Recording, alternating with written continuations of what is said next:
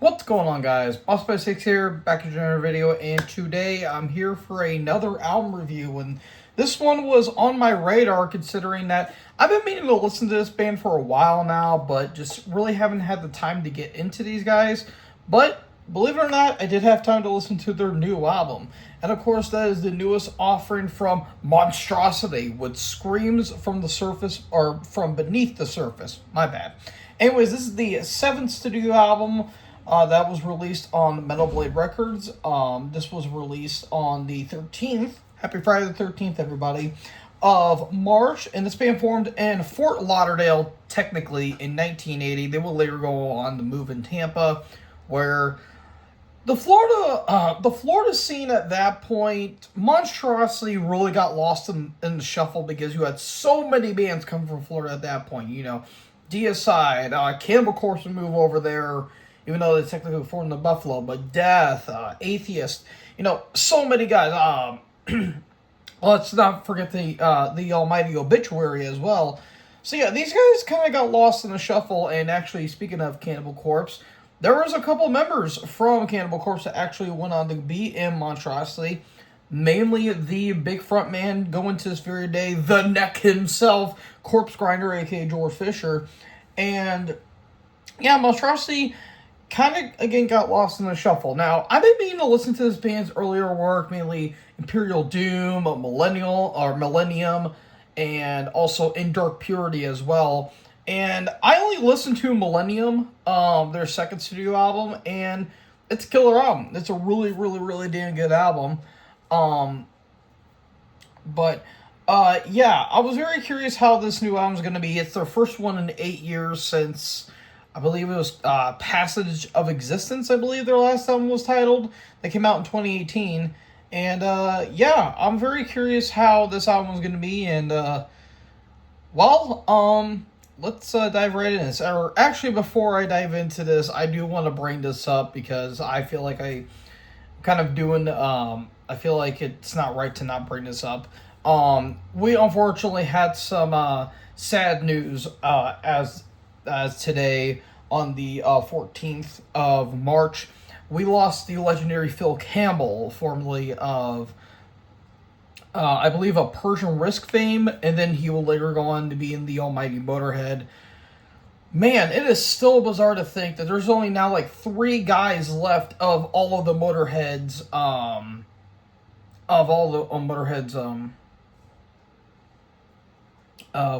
its Motorhead member. Sorry, I'm losing my train of thought here. But yeah, it's crazy to think that Mickey D is like one of the few remaining members left that are still alive. And it's unfortunate. It is very sad, but apparently Phil had some kind of operation that kind of got botched in some ways. He was having complications from it. Don't know the full details. Don't really need to know, in all honesty. But yeah, it's pretty sad. So, heart goes out to Phil and the rest of the guys, his sons, and all that stuff. Because dude was an absolute brilliant guitarist through and through. And it's a shame he had to pass away. But enough of the bad stuff. Let's get into the good stuff, aka this album. Spoiler alert. Anyways, so we kick off with the opening track, Banished to the Skies. And we kick off with these dissonant melodies. And then you get a lot of In Flames kind of melodies. And melody is kind of the theme with this album. There's some... It shows up on a few tracks as well. But there's a lot of nice melodic guitar work on this album. On this song, The Colossal Rage, I would say The Thorns, Bloodworks, and I would say to a lesser extent Vial of Disillusion as well. You really get these nice melodic death metal melodies, and it really kind of complicates the more straight ahead, go for the throat death metal that this album has going for it. But I kind of like that it does combine the old school sound with the more melodic style. I think is really nice. But Banished to the Skies, again, the In Flames kind of melodies are really thrown in here. I really love the cymbal work. Lee Harrison is a beast of a drummer. Like, he kills it on this album in particular. Like, I always felt like Lee Harrison kind of gets overlooked as one of the better death metal drummers going today. I think the dude's an absolute machine on the kit. But yeah, really damn good stuff. And it has like a bit of an atmospheric outro that I think is a little unique. And I figured that was going to set up the album going forward. But no, we get to the second track, I believe, which was, I believe, the first single, The Colossal Rage. You get immediately, Cannibal Corpse vibes. You get the speed up here. You get blast beats, but you also have those carcass-like melodies that I mentioned here before.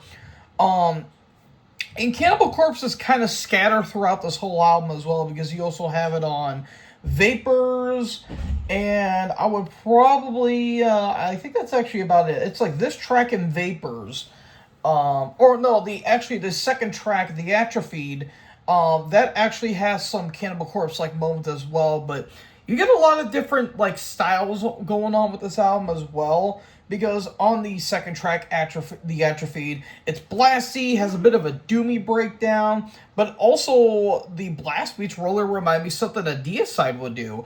And it really comes down to the guitar work, and especially the bass roll. Like, the bass on this album is absolutely magnificent, and I'll get to that when I talk about the mix of this album as well, but I really love the bass tone on this album. I think it's a little beefy in the mix. I really, really, really do appreciate that. And of course, with The Atrophy, you get that Cannibal Corpse-like groove. Then we get into Spiral, one of the more different sounding songs on this album, because you have this big D-beat-like stomp, and it honestly reminds me of something that Napalm Death did way, way, way back in the day, mainly Harmony Corruption, when they went more straight-ahead death metal when Barney came into the band.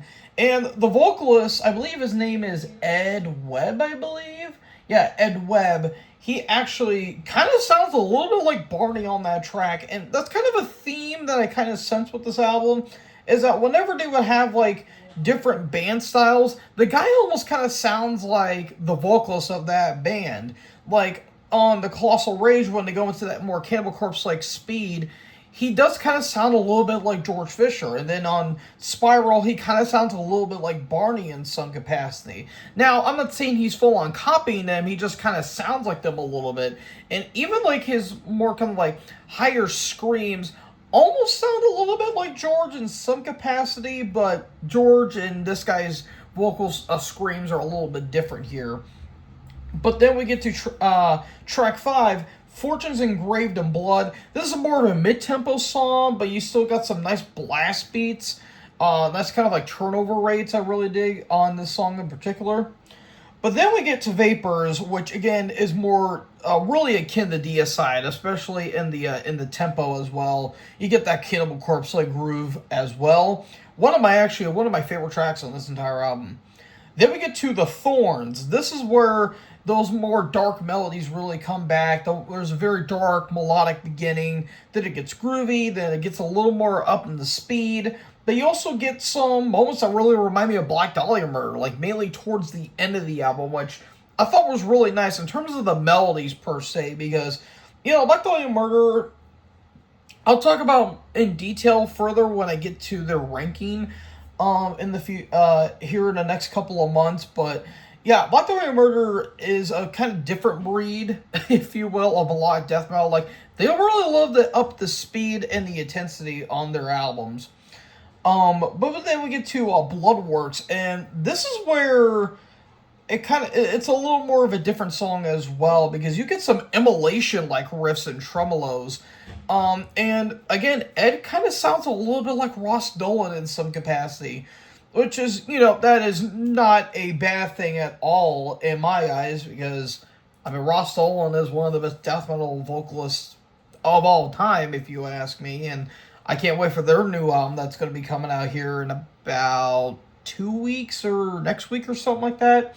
It's coming in, and from what I've heard, it sounds fucking incredible because, well, it's immolation. But anyways, you get some, like, immolation-like melodies, but you also get some At the Gates-like melodies, which is pretty good if you ask me. And then we get to probably the different sounding song off this entire album, which is kind of saying something. We get to the Dark Aura, and this is where things really get slow, really murky, and very, very gloomy. This is like incantation, almost autopsy, like death doom, essentially. But there's like some, I guess, like ambience going on. Like there's like a little bit of like an oboe or something in the background. But it's like very moody, like some kind of like almost folky like elements in some ways on that song. But it's very moody, it's pretty bleak, and it's one of my favorite songs off the entire album, believe it or not. And then we get to the final track, Vial of Disillusion. Full on bullet train like speed here. Somewhat thrashy, some ways, kind of, somewhat. That's kind of what I heard, personally. You get some more mid-tempo like riffs. The bass really gets a nice bass line here, which I really dig. And then the drum work at the very end is just hitting all the toms and not really hitting the cymbals, which I thought was pretty nice.